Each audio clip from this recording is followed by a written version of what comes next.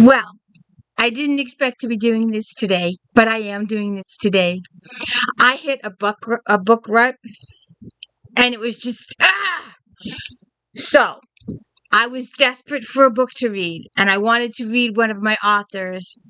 So I plunged down the $27 for the book and got the book. And then my sciatic nerve hit, and I was flat on the floor for an entire week. And I got so desperate that I was in so much pain I couldn't read. So I got the audio book from Audible. I was in too much pain. So I finally sat down and I finally read the book.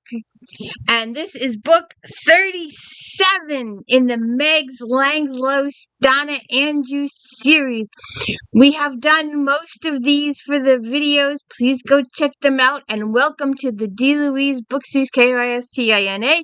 This is where we read books, talk about books, no special effects, no G music, none of that fancy stuff going on here. And I started to keep track of the characters and said, screw it. They're just family members. It doesn't matter. I know who my core group is. But the one person you just pay attention to the whole book is Meg. She just walks around and talks to everybody. So, Rob and Delaney, her brother and his wife, have a new baby, and they've bought a house not too far from Meg's, because obviously it's walking distance, because we can cut through the woods to get to each other's house in like 15 minutes flat. And they're getting a duck pond installed in their backyard. They're getting some fancy ducks. And oh yeah, I forgot to add that. That would be a fifth mystery. Okay, so they're getting this. There's 5 mysteries in the book. Now that I've clarified that in my brain. So they're having this pond built, and the lady that used to own the house still lives there. She's living in the mother-in-law suite. And Iris and her daughter Eileen are hanging out watching the guy do the duck pond digging with the backhoe thing. And he's doing the thing with the backhoe thing, and he discovers a skeleton. So who's the skeleton? Who's the dead guy? Did he die of natural causes? Was he murdered? So we got to call the chief, and we got to call her father and her grandfather, and get everybody down there, and Horace, and the whole 9 yards. Get everybody out there to look at this thing. And Iris knows more than she's saying. Because at some point, and I guess I'm going to do this a little out of order, but at some point, Iris goes missing. And we are afraid maybe she's been kidnapped or murdered or something. But the old lady has gone on the run, and she's got some reasons why. Spoiler, sorry. So, we digged in the backyard, and we've got the skeleton. Now it's like, who's the skeleton? So, it's got to be a Shipley. It's got to be one of the longtime residents, blah, blah, blah, blah, blah. Meg goes researching here and researching there, and talking to this person and talking to this person, and digging all over town, and going to the library, and blah, blah, blah. Tons of stuff. Trying to find out who this person is. Then her grandfather and father doing the DNA thing with the guy from the university, and they're doing all that stuff. And then, of course, Iris goes missing, and then she starts looking for Iris. And her daughter is in panic attack. Where'd my mother go? Did she go on her own? Was she kidnapped? Was she taken? Blah, blah, blah. I don't know. Then we have someone, they're doing this dog parade thing. And they've got like over 200 dogs, and they're all over Meg's property, and they're grooming them and washing them and shaving them and training them and all that kind of stuff to prepare them for adoption, and they're doing all this adoption stuff, and oh good God. There's so much there. There's so much with the adoption stuff and the dog stuff and the paperwork stuff and the ribbon stuff, and oh, it's just a lot. And it comes to their knowledge that there are dog nappers in town who want to kidnap the dogs and take them for dog fighting. So, and then there's this suspicious lady walking around looking at the dogs, and they're trying to talk to her and trying to catch her and trying to find out who she is, and they're having trouble with that. Then there's another lady with the ducks out front.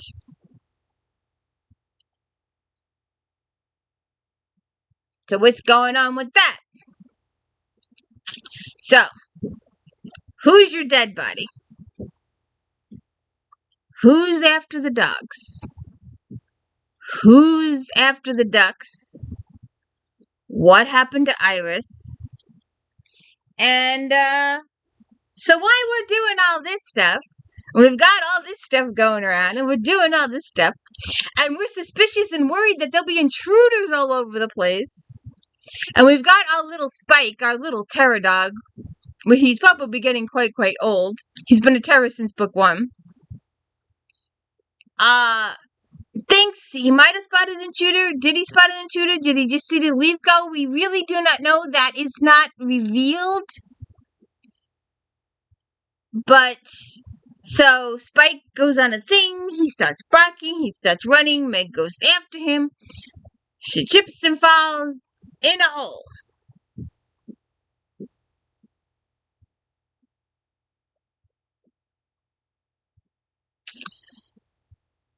But it's not a hole. Somebody, and it turns out to be the grandfather or the father of Iris's husband, so her father-in-law, I guess, or her, yeah, something like that, was very into the 60s, and during the 60s, 50s, and 60s, we did a lot of movement with bomb shelters. And he was one of those that didn't want anybody to know his business, and he lived in the country so he could get away with stuff in the country. He wasn't in town proper. So he had a bomb shelter built. Unfortunately, he did not build an adequate ventilation system.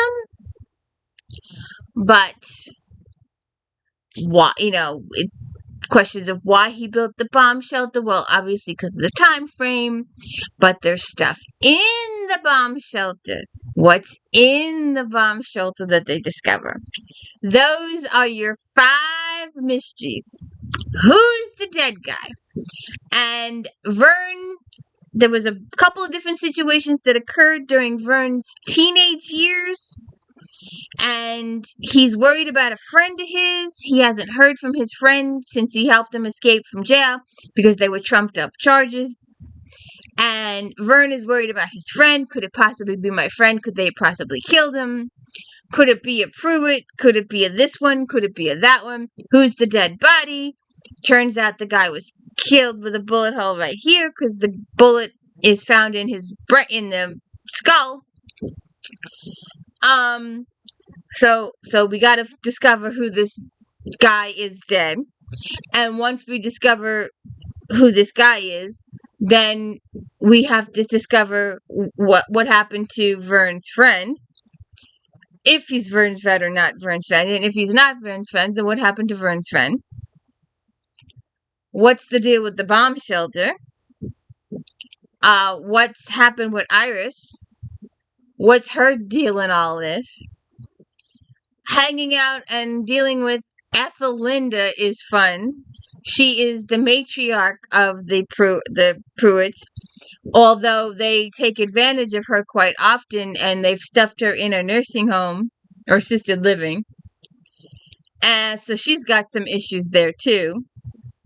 And where's Iris been hanging out? Does someone have her, or is she on her own, or what's she doing, or where is she?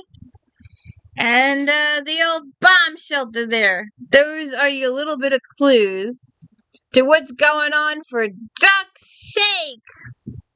They should have said for mutt's sake, because most of the books is dogs, dogs, dogs, dogs, dogs, dogs, dogs, dogs, dogs. I could use some cats. I'm serious. So it's interesting, Meg. I was tired. I don't know how Meg did it for the 4 days that 3-4 days that this took place, but I was tired.